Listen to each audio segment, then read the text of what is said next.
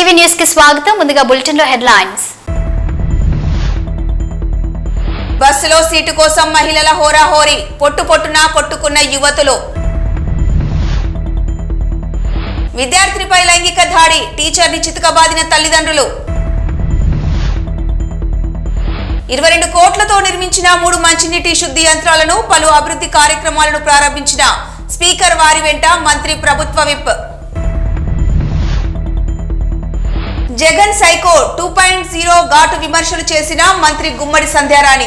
జహీరాబాద్ నుండి సంగారెడ్డి వెళ్లే బస్సులో సీటు కోసం కట్టుకున్నారు 2 మహిళలు. ఇప్పుడు ఆ వీడియో నెట్టింట వైరల్ గా మారింది.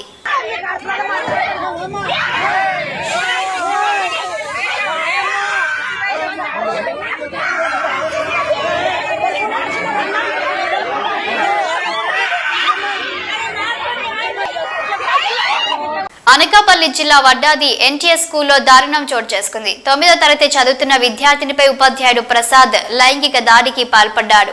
దీంతో ఘటనపై ఆగ్రహం వ్యక్తం చేస్తూ ఉపాధ్యాయుడు ప్రసాద్ ను స్తంభానికి కట్టి చితక్కొట్టారు విద్యార్థిని తల్లిదండ్రులు. నిందితుడిపై కఠిన చర్యలు తీసుకోవాలని అధికారులను ఆదేశించారు. Home minister Vangalapudi Anitha.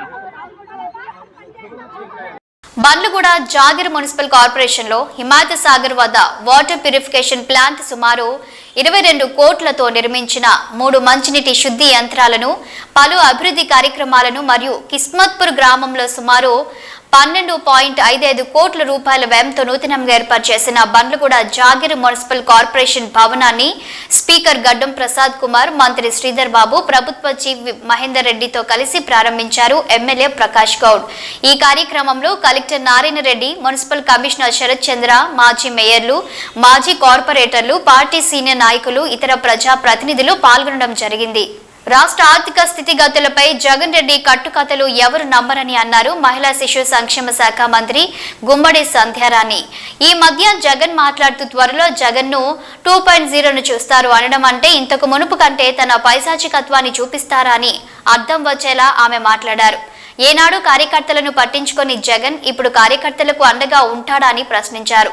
ఎన్నడూ దోచుకోవడం తప్ప జగన్ వేరే పని లేదని ఎద్దేవా చేశారు గుమ్మడి సంధ్యారాణి. అందరికీ నమస్కారం. ఈరోజు పార్టీ ఆఫీస్లో అర్జీలు తీసుకోవటం అనే ఒక ముఖ్య కార్యక్రమం మీ అందరికీ తెలుసు. ఈ కార్యక్రమంలో ఎవరైతే ప్రజలున్నారు, పేద ప్రజలున్నారు, ఎవరైతే ఇబ్బందులు పడుతున్నారో వాళ్ళు వచ్చి వాళ్ళ తాలూకా అర్జీలు ఇచ్చి ఇక్కడ ఉన్నటువంటి ఎవరైతే ఇక్కడ ప్రజాప్రతినిధులు ఉంటారో వాళ్ళు ఇక్కడ ఉన్నటువంటి అధికారులకి వెంటనే ఫోన్ చేసి చెప్పటం కానీ, లేదంటే వాళ్ళ తాలూకా ప్రాబ్లం ఏదైతుందో రాసుకొని తెలియజేయటం అనేది మొదటి నుంచి ఈ ప్రజా దర్బార్లో అలవాటు పడ్డాం. అది చేసుకుంటూ వెళ్తున్నాం. ముఖ్యంగా నిన్న అబద్ధాల్లో ఆస్కార్ అవార్డు తీసుకున్న సైకో జగన్మోహన్ రెడ్డి నిన్న ఒక ప్రెస్ మీట్ పెట్టాడు. ఆయన ఆ ప్రెస్ మీట్లో 2.0 అంట, అంటే యాక్చువల్గా పిచ్చి జగన్మోహన్, సైకో జగన్మోహన్, దానిలో 2.0 జగన్మోహన్ అంటే ఒకసారి ఆలోచించండి. అంటే పిచ్చి ఏ రేంజ్లో ఉంది, సైకో ఏ రేంజ్లో ఉంది అనడానికి 2.0 సైకో జగన్మోహన్ రెడ్డి. ఇప్పుడు ఎందుకనంటే అతనే ఒప్పుకుంటున్నాడు. 5 సంవత్సరాలు నేను ఎవరిని కలవలేదు, 5 సంవత్సరాలు నేను ఎవరి ముఖం చూడలేదు, 5 సంవత్సరాలు కనీసం ప్రజాప్రతినిధులతో మాట్లాడలేదు, 5 సంవత్సరాలు కార్యకర్తలను పట్టించుకోలేదు, 5 సంవత్సరాలు కేవలం డబ్బులు దోచుకోవడంలోనే నేను దృష్టి పెట్టి ఉన్నాను. ఇప్పుడు అలా కాదు, ఇప్పుడు జగన్మోహన్ రెడ్డి 2.0 అంటే ఇంకా దోచుకోవడం ఎలాగో నేను మీకు చూపిస్తాను, కాబట్టి ఇప్పుడు అందరినీ కలుస్తాను అని చెప్తున్నాడు ఆయన. అసలు అతనికి నాకు తెలిసి మతి సరిగా పనిచేయదు. ఎందుకనంటే ఆయన ఆత్మలతోని వాళ్ళ నాన్నతోని మాట్లాడుతూ ఉంటాడు. మనకెప్పుడు తెలిసిన విషయం, ఎందుకంటే గత చాలా సంవత్సరాలుగా మనం వింటున్నాం, చూస్తున్నాం. అయితే ఆయనకి ఏంటంటే 4 సార్లు ముఖ్యమంత్రి చేసిన అభివృద్ధి సంక్షేమాన్ని 2 కళ్ళు ముందుకు తీసుకెళ్తున్న పరిపాలనా దక్షుడిగా పేరు పొందిన శ్రీ గౌరవ ముఖ్యమంత్రి వర్యులు నారా చంద్రబాబు నాయుడు గారిని విమర్శిస్తున్నాను అని కూడా ఒంటి మీద తెలివి లేకుండా మతి భ్రమించి మాట్లాడుతున్న ఒక మనిషి, మానసికంగా పూర్తిగా జబ్బు పడిపోయిన మనిషి గురించి మాట్లాడాలంటే నాకు జాలేస్తుంది యాక్చువల్గా. అసలు ఏమని మాట్లాడాలి అర్థం అవడం లేదు. ఎందుకనంటే ఆ పాపం ఆ మందులు పనిచేయడం లేదేమో అని నాకు చిన్న అనుమానం కూడా ఉంది. లండన్లో తెచ్చుకునే మందులు పనిచేయడం లేదు, పోను సరే ఇంక వేరే హాస్పిటల్కి వెళ్ళాలంటే డబ్బులు లేవేమో, కానీ నేను ఒక పని అయితే చేయగలుగుతాను. ఆయన కోసం రికమెండ్ చేసి సీఎం రిలీఫ్ ఫండ్ నుంచి కొంత డబ్బులు ఇప్పించే ఏర్పాటు చేస్తాను, కొంచెం మంచి డాక్టర్ దగ్గర చూపించుకుంటే బాగుంటుందని నేను అనుకుంటున్నాను. ఎందుకంటే పాపం వయసు కూడా చిన్నది అంటున్నాడు కదా, ఈ వయసులో పాపం పూర్తిగా మైండ్ పోయింది. మైండ్ పోవడం వల్ల ఆయన చేసిన అప్పులు మనం చేసినట్టుగా చూపిస్తూ ఆయన ఎవరితో మాట్లాడుతున్నాడో మనకు తెలియదు. ఎందుకంటే ఆయనకి యాక్చువల్గా పెద్దలంటే గౌరవం ఉంటుందని మనం ఎప్పుడు అనుకోవడానికి కూడా లేదు. కారణం ఏంటంటే ఒక తండ్రి దాదాపు వయసు అంటే రాజశేఖర రెడ్డి గారి వయసు, చంద్రబాబు నాయుడు గారి వయసు ఇంచుమించు ఒక వయసు ఉన్న తండ్రి లాంటి ఒక మనిషి మీద తండ్రి లాంటి అన్నా కూడా తప్పేనండో. ఎందుకంటే తండ్రి చనిపోతే అక్కడ ఆ శవాన్ని పెట్టుకొని దాని మీద పేలాలు ఏరుకొని అక్కడ రాజకీయం చేయాలనుకున్న మనిషి కాబట్టి పెద్దవాళ్ళంటే గౌరవం ఉంటుందని నేను అనుకోను. అలాగే చిన్నాన్న, ఇంకా చిన్నాన్ని సొంత చిన్నాన్న అంటే తండ్రి తర్వాత తండ్రి, అలాంటి తండ్రిని చంపడంలో మహానుభావుడు పాత్ర ఎంత ఉందో అనేది వాళ్ళ చెల్లె సొంతంగా చెప్పింది. కాబట్టి ఆయనకి పెద్దలంటే భయం భక్తి ఉంటుందని కానీ మనం ఎప్పుడైతే అనుకోవడానికి లేదు. కాబట్టి ఎందుకంటే ఇవన్నీ చూస్తూ ఉంటే మనిషికి మతి పనిచేయట్లేదని క్లియర్గా అర్థమవుతుంది మనకి. ఎందుకనంటే ఏప్రిల్ మేలలో 20,000 కోట్ల రూపాయలు అప్పు చేసినటువంటి ఈ పెద్ద మనిషి అప్పు చేసిన వెంటనే ఎలక్షన్ వచ్చేసింది. ఆ డబ్బులు ఏం చేశారయ్యా మీరు? ఎవరికి పంచారు? తాడేపల్లి కొంపలో వేశారా? తాడేపల్లి కొంప కట్టారా? మీరు యాక్చువల్గా చెప్పాలంటే ఆంధ్రప్రదేశ్లో ఉన్నటువంటి డబ్బంతా గత 5 సంవత్సరాల్లో దాదాపు 20 సంవత్సరాలని ఆంధ్రప్రదేశ్ నెట్టేసి మీరు చేస్తున్న పని ఏంటి? తాడేపల్లి ప్యాలెస్ కట్టుకోవడం, ప్యాలెస్ చుట్టూ కంచేసుకున్నట్టు పెద్ద పెద్ద గోడలు కట్టుకోవడం, ఎగ్ పఫ్ఫులు తినేయటం, కోట్లాది రూపాయలు ఖర్చు పెట్టి మీరు ఏసీలు వేసుకోవడం, కోట్లాది రూపాయలు ఖర్చు పెట్టి మీ ఇంటికి రోడ్డు వేసుకోవడం, ఇది తప్ప ఏం పని చేశారు చెప్పండి? పోలవరం నిధులు మింగేశారు, అమరావతి నిధులు మింగేశారు, అలాగే డోక్రా మహిళ నిధులు మింగేశారు, చివరికి చిన్న చిన్న గ్రామ పంచాయతీ గ్రామ సచివాలయాల నిధులు కూడా మింగేశారు. సర్పంచుల అకౌంట్లో పడాల్సిన డబ్బులు కూడా మీ అకౌంట్లో వేసుకొని మింగేసినటువంటి పెద్ద తిమింగలాలు మీరేమో మంచి గురించి అభివృద్ధి గురించి మా చంద్రబాబు నాయుడు గురించి మాట్లాడే అర్హత ఏమీ మీకు లేదనడానికి నేను కాదు, రాష్ట్రంలో ఏ చిన్న అబ్బాయినైనా అడిగినా చెప్తారు. ఎందుకంటే ఈయనకు మతి పోయింది అని. నిన్న మాట్లాడతాడు ఆయన. ఒక విలేకరు ఎవరో పాపం అడిగారు, సార్ మీరు మళ్ళీ అసెంబ్లీకి వెళ్తారా అని. నేను అసెంబ్లీకి రావాలా వద్దో మీరు వెళ్ళి స్పీకర్ గారిని అడగండి. ఆ 2 మాటలకు ఏమైనా సంబంధం ఉందా అండి? నిజం చెప్పండి. ఇప్పుడు మీకు అర్థం అట్లా ఆయన పిచ్చోడని. అమెరికా నుండి మరో 104 మంది అక్రమ వలసదారుల భారతదేశానికి తరలించింది అమెరికా. అమెరికాలో అక్రమంగా ఉంటున్న భారతీయులను గుర్తించి వారిని ఇండియాకు పంపించింది. వారు అహ్మదాబాద్ విమానాశ్రయానికి చేరుకున్నారు. 104 వలసదారుల్లో 33 మందిని గుజరాత్కు చెందిన వారిగా గుర్తించారు.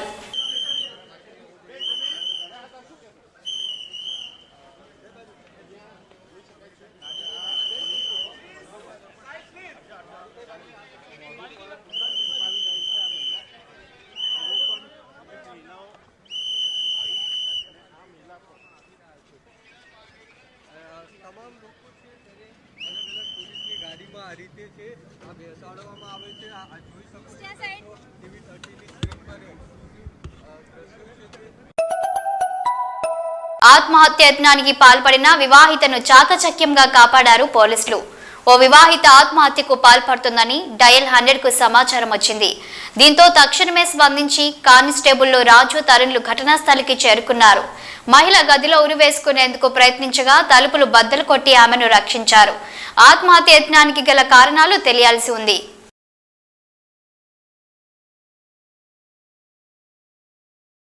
వైఎస్ఆర్సీపీ కేంద్ర కార్యాలయంలో వైఎస్ జగన్ సమక్షంలో వైఎస్ఆర్సీపీలో చేరారు మాజీ మంత్రి ఏపీసీసీ మాజీ అధ్యక్షుడు సాకే శైలజనాథ్.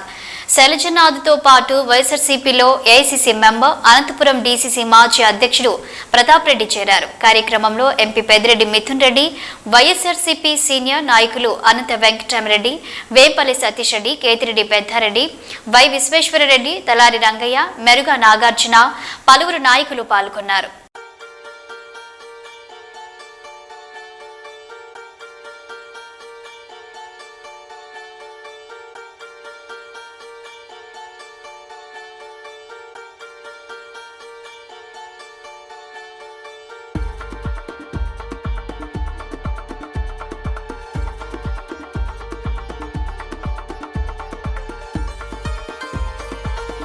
సచివాలయంలో మంత్రులు కింజరాపు అచ్చెన్నాయుడు, నాదెండ్ల మనోహర్, సత్యకుమార్తో కలిసి ధరల స్థిరీకరణపై నిర్వహించిన కేబినెట్ సబ్ కమిటీ సమావేశంలో ఆర్థిక, ప్రణాళిక మరియు వాణిజ్య శాఖ మంత్రి పయ్యావుల కేశవ్ పాల్గొన్నారు.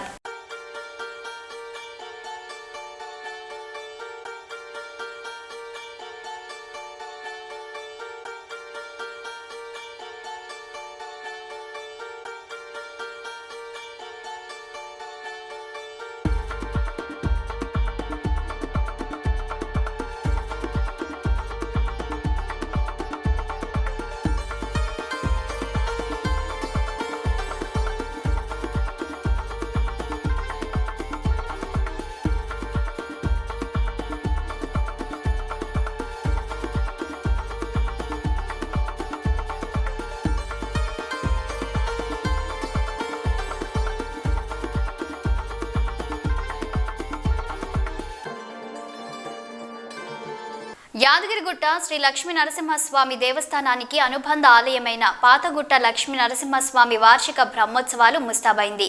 నేటి నుంచి ఈ నెల 13వ తేదీ వరకు స్వామివారి బ్రహ్మోత్సవాలు జరగనున్నాయి. ఇక ఇవాళ ఉదయం వేద పండితులు స్వస్తి వాచనం, విశ్వక్సేన ఆరాధన, పుణ్యహావచనం, రక్షాబంధనం, అంకురారోపణం, మృత్సంగ్రహణంతో బ్రహ్మోత్సవాలకు శ్రీకారం చుట్టనున్నారు. ఉత్సవాల్లో భాగంగా వారం రోజుల పాటు ప్రతిరోజు ఉదయం సాయంత్రం స్వామివారికి అలంకార సేవలను చేపట్టనున్నారు. బ్రహ్మోత్సవాల్లో భాగంగా ఈ నెల 9న స్వామివారి సింహ వాహన సేవ, రాత్రి అశ్వవాహన సేవలో ఎదుర్కోలోత్సవం, 10న ఉదయం హనుమంత సేవ, రాత్రి గజ వాహన సేవలో తిరు కళ్యాణోత్సవం, 11న ఉదయం గరుడ వాహన సేవ, రాత్రి రథాంగ హోమం, దివ్య విమాన రథోత్సవం, లక్ష్మీదేవి సమేతంగా స్వామివారు భక్తులకు దర్శనమిస్తారు. 12న చక్రతీర్థం, మహాపూర్ణాహుతి, 13న అష్టోత్తర శతఘటాభిషేకంతో ఉత్సవాలు ముగుస్తాయి. ఈ నెల 10న రాత్రి నిర్వహించే స్వామివారి కళ్యాణంలో పాల్గొనే భక్తుల కోసం టికెట్లను అందుబాటులోకి తీసుకొచ్చారు. ఈ కళ్యాణ టికెట్ ధరను 600 రూపాయలుగా నిర్ణయించారు.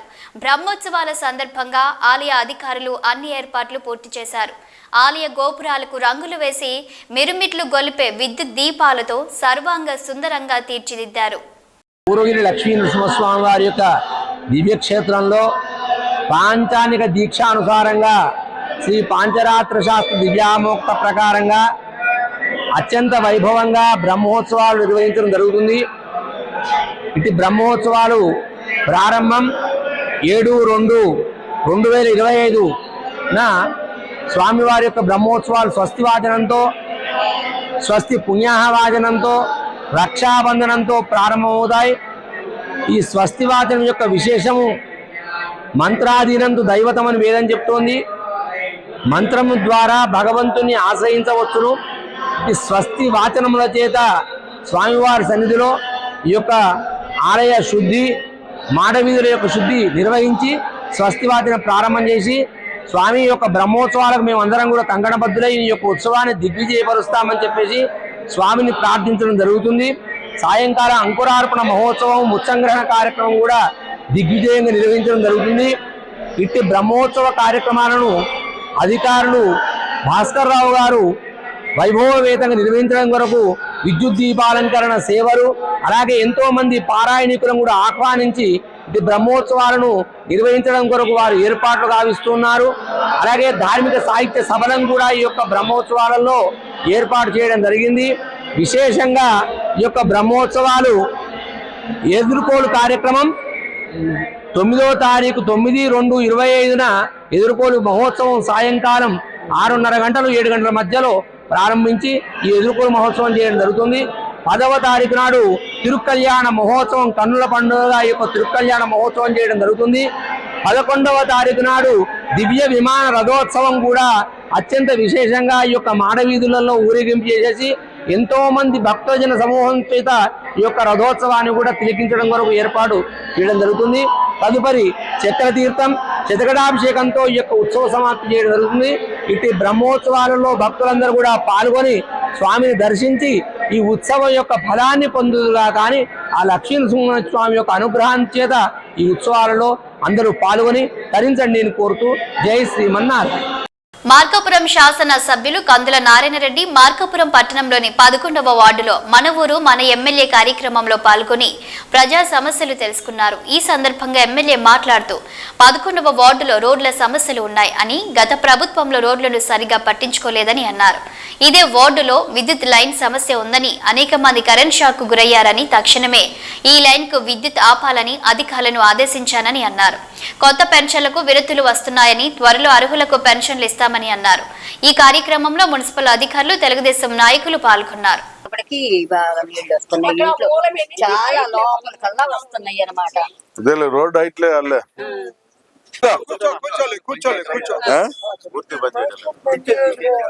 ఎందుకని కమిషనర్ గారు నీకు పెన్షన్ 59 పెన్షన్ వస్తుంది కదా నీకు. మన ఎమ్మెల్యే కార్యక్రమం ఈరోజు మార్కాపురం పట్టణంలో 11వ వార్డులో నిర్వర్తించాం. ఈ వార్డులో సమస్యలు చాలా ఎక్కువగా ఉన్నాయి. గత ప్రభుత్వంలో అధికారంలో ఉన్నప్పుడు రోడ్లు వేస్తామని హామీలు ఇచ్చి మాకు రోడ్లు వేయకుండా మమ్మల్ని ఇబ్బంది పెట్టారని, అలాగే డ్రైన్స్ కూడా సౌకర్యం లేక ఇబ్బంది పడతా ఉన్నామని, గత 15 సంవత్సరాలుగా 3 ఫేజ్ కరెంట్ ఉన్నటువంటి 11 kV లైన్ ఒకటి నిరుపయోగంగా ఉన్నా కూడా పవర్ ఉండటం వల్ల 4 చనిపోవటంతో మా ప్రాంతంలో ఆ కరెంటు షాక్ల వల్ల చనిపోయారని ప్రజలు మా దృష్టికి సమస్యలు తీసుకొని వచ్చారు. అలాగే పెన్షన్లు కూడా చాలా మంది అర్హులైనటువంటి వాళ్ళు పెన్షన్లు లబ్ధిదారులకు రావాల్సి ఉన్నాయి, వితంతు పెన్షన్లు రావాల్సి ఉన్నాయి. ఇవన్నీ కూడా వాళ్ళు మా దృష్టికి తీసుకురావడం జరిగింది. అయితే ఎలక్ట్రికల్ లైన్ తక్షణమే తొలగించమని సంబంధిత అధికారులతో మాట్లాడి ముందు పవర్ అనేది సరఫరా లేకుండా కట్ చేయమని చెప్పి కూడా ఆదేశాలు ఇచ్చాం. ఇమ్మీడియట్ గా పవర్ సప్లై అనేది ఇప్పుడు ఆఫ్ చేశారు. అలాగే ఈ రోడ్లు, డ్రైన్స్ ఏవైతే తాత్కాలికంగా కాకుండా పర్మనెంట్ గా అక్కడ ఇబ్బంది లేకుండా చేసేదానికి రోడ్లు, డ్రైన్స్ అడిగారు. అవి కూడా రేపు మున్సిపల్ బడ్జెట్ లో అంటే మున్సిపల్ అజెండాలో పెట్టించి తప్పకుండా శాంక్షన్ చేపిస్తాం. పోతే పెన్షన్లు అనేటువంటిది అర్హులైనటువంటి వాళ్ళందరినీ కూడా అప్లై చేసుకోమని చెప్పి ఇప్పుడు పెన్షన్లకు ఆల్రెడీ స్క్రూటినీలు జరుగుతూ ఉన్నాయి. కొన్ని ఈ స్క్రూటినీలు అయిపోయిన వెంటనే త్వరలో పెన్షన్లు కూడా వదులుతారు. వదిలినప్పుడు కొత్త పెన్షన్లు కూడా అప్లై చేసుకుంటే తప్పకుండా వాళ్ళకి న్యాయం జరిగేలా చూస్తామని చెప్పి ఈ సందర్భంగా ఈ వార్డు ప్రజలకు మాటిస్తాము. Thank you. ఆంధ్రప్రదేశ్ లో ఉన్న ప్రతి ఒక్క నిరుద్యోగి కొరకు అన్ని రకాల పోటీ పరీక్షల కొరకు తిరువూరు నియోజకవర్గ MLA Kolikapudi Srinivasarao doctor BR Ambedkar study circle అనే పేరుతో విద్యార్థులకు ఉచితంగా కోచింగ్ సెంటర్ను నిర్వహిస్తున్నారు. ఏపీలో ఉన్న ప్రతి ఒక్క నిరుద్యోగి ఈ కోచింగ్ సెంటర్ యొక్క సేవలు ఉపయోగించుకోవాలని ఎమ్మెల్యే కోరారు. ఉద్యోగ సాధనే ఊపిరిగా బంగారు భవిష్యత్తు కేరాఫ్ గా కొనసాగుతున్న doctor BR Ambedkar study centre విద్యే శాసనసభ్యుని మొదటి ప్రాధాన్యత. అతని పేరే కొలికపూడి శ్రీనివాస్. తాను చదువుకునే క్రమంలో పడిన కష్టాన్ని మరే విద్యార్థికి ఎదురవ్వకూడదనుకున్నారు. ఆర్థిక భారం పేదరికానికి చదువులకు ఆటంకం కాకూడదని నమ్మిన నేతే ఎమ్మెల్యే కొలికపూడి చదివే బంగారు భవిష్యత్తు అని అప్పుడు కోచ్గా పాఠాలు చెప్పిన నేటి ప్రజాప్రతినిధి కొలికపూడి శ్రీనివాస్. చదువు పూర్తయిన నిరుద్యోగులు తమ లక్ష్యాలను చేరుకోవాలంటే కోచింగ్ ఎక్కడికి వెళ్ళాలి, ఆర్థిక ఇబ్బందులు ఎలా భరించాలి అని నిరుద్యోగుల్లో నెలకొన్న ఆందోళన చదువే కాదు, నిరుద్యోగులకు జీవితాలను రూపుమాపేది కూడా కోచింగే నమ్మిన వ్యక్తి. ఉద్యోగమే లక్ష్యంగా విద్యను అభ్యసించి కొలువుల కోసం నిరీక్షించే వారికి నేనున్నా అంటూ భరోసా కల్పించారు. నిరుద్యోగ యువతీ యువకులకు ఎక్కడెక్కడో చెప్పే కోచింగ్ సెంటర్ల పేరు కాదనుకున్నారు. తిరువురు పేరే రాష్ట్రమంతా చెప్పుకునేలా ప్రణాళిక సిద్ధం చేసిన నేతే కొలికపూడి. కోచింగ్ ఇచ్చి ఇక్కడి నుండే ప్రభుత్వ కొలువులు సాధించేలా పేరు మోసిన ఫ్యాకల్టీలతో నిర్వహిస్తుందే కోచింగ్ సెంటర్. ఇప్పుడు నిరుద్యోగుల బంగారు కలలు నెరవేర్చేందుకు అండగా, భరోసాగా, ఆర్థికంగా అందరికీ దిక్సూచిగా రూపుదిద్దిందే కొలికపూడి కోచింగ్ సెంటర్. తిరువురులో డాక్టర్ బిఆర్ అంబేద్కర్ కోచింగ్ సెంటర్లో శిక్షణ పొందుతున్న నిరుద్యోగుల అభిప్రాయం. అందరికీ నమస్కారం అండి. నా పేరు కొత్తపల్లి అహల్య, మాది తిరువురు మండలం గానుగుపాడు. నేను ప్రజెంట్ అయితే డిగ్రీ ఫైనల్ ఇయర్ చదువుతున్నాను. డిగ్రీ ఫైనల్ ఇయర్ అయిపోయాక నెక్స్ట్ నేను ఎక్కడికి వెళ్ళాలా, ఏ కోచింగ్ చేయాలి. నా డ్రీమ్ అయితే ఐఏఎస్. అంత పెద్దది సాధించాలంటే అది చాలా కష్టం. అసలే పేదవాళ్ళం, అంత కోచింగ్ ఉంటుందా అని ఆలోచిస్తున్న సమయంలో ఇప్పుడు నేను డిగ్రీ ఫైనల్ ఇయర్ చదువుతున్నా. ఈ లోపల కొలికపూడి శ్రీని గారు ఒక ఫ్రీ కోచింగ్ అంటే నేను ఫస్ట్లో అనుకున్న వచ్చే టైంకి ఫ్రీ కోచింగే కదా, ఎలా ఉంటుంది ఏంటి అనుకున్నా. కానీ ఇక్కడికి వచ్చి చూసిన తర్వాత ఫస్ట్ రోజు క్లాస్ జీకే కరెంట్ అఫైర్స్. ఆ క్లాస్ విన్న తర్వాత నేను నెక్స్ట్ డే అసలు అయితే రాకూడదు అనుకున్నా. కానీ ఆ క్లాస్ విన్న తర్వాత ఇంత బాగా చెప్తున్నారు, దీన్ని నేను మిస్ అవ్వకూడదని నేను కాలేజీకి కూడా వెళ్ళకుండా ఇప్పుడు ఇక్కడ కోచింగ్కి వస్తున్నాను. మరి కొలికపూడి శ్రీని సార్కి నేనైతే చాలా థ్యాంక్ఫుల్గా ఉంటా. ఎందుకంటే ఇప్పుడు నేను ఆర్ఆర్బీ ఉంది, దానికి ట్రై చేస్తా. అలాగే నేను కానిస్టేబుల్లో కూడా ఉన్నాను. అలాగే నేను ఇంకా ఐఏఎస్కి వెళ్ళాలనుకుంటున్నా. కొలికపూడి శ్రీని సార్ ఒకటే చెప్పారు, కష్టం మీది, డబ్బు నాది, ఫలితం మనందరిది అన్నారు. సో సార్కి నేను ఒక గిఫ్ట్ ఇవ్వాలనుకుంటున్నా. ఎందుకంటే పేరెంట్స్ అయితే పెట్టే స్థితిలో లేరు. కానీ ఈ రోజుల్లో ఎవరైనా ఒక వ్యక్తి పైకి వచ్చాడంటే కింద ఉన్న వాళ్ళు మర్చిపోతారు. కానీ కొలికపూడి శ్రీను సారు మా ఎమ్మెల్యే అవ్వడం చాలా గర్వంగా ఫీల్ అవుతున్నా. అది కూడా నా గ్రాడ్యుయేషన్ కూడా కంప్లీట్ అవ్వకుండానే నా ప్రిపరేషన్ స్టార్ట్ చేస్తున్నా. దానికి కారణం కేవలం సారే. మరి సార్ ఎప్పుడు ఖాళీగా ఉన్నప్పుడు అప్పుడు వచ్చి మా దగ్గరికి విజిట్ చేస్తారు. సార్ అనుకున్నా నేను ఓన్లీ ఎమ్మెల్యే అంటే ఏ సబ్జెక్టు తెలియదేమో అనుకున్నా. Sir all in one history, Geography అన్నీ చెప్తున్నారు. చాలా బాగుంది. ఈ స్టేట్లోనే కాదు, అలాగే మన పక్క రాష్ట్రాల్లో కూడా నెంబర్ 1 ఫ్యాకల్టీని తీసుకొచ్చి మాకు చెప్తున్నారు. చాలా హ్యాపీగా ఫీల్ అవుతున్నాం. నాలాగా అందరూ కూడా చాలా పేదవాళ్ళు, ఇక్కడికి వచ్చిన వాళ్ళు అందరూ డబ్బున్న వాళ్ళు అందరూ కోచింగ్కి వెళ్ళిపోయారు. మేమైతే చాలా పేదవాళ్ళం, కష్టపడి చదువుకొని సార్కి ఒక విజయాన్ని తీసుకొస్తాం అనుకుంటున్నాం. సో మాకు ఈ అవకాశాన్ని కల్పించిన సార్కి, ఇక్కడ డైరెక్ట్ చేసిన ప్రతి ఒక్క సార్కి థ్యాంక్స్. బులెటిన్ ముగించే ముందు హెడ్లైన్స్ మరోసారి. బస్సులో సీటు కోసం మహిళల హోరాహోరీ, పొట్టున కొట్టుకున్న యువతులు. విద్యార్థినిపై లైంగిక దాడి, టీచర్ని చితకబాదిన తల్లిదండ్రులు. 22 కోట్లతో నిర్మించిన 3 మంచినీటి శుద్ధి యంత్రాలను, పలు అభివృద్ధి కార్యక్రమాలను ప్రారంభించిన స్పీకర్ వారి వెంట మంత్రి ప్రభుత్వ విప్. జగన్ సైకో 2.0 ఘాటు విమర్శలు చేసిన మంత్రి గుమ్మడి సంధ్యారాణి. ఇవి bulletin updates. Keep watching news.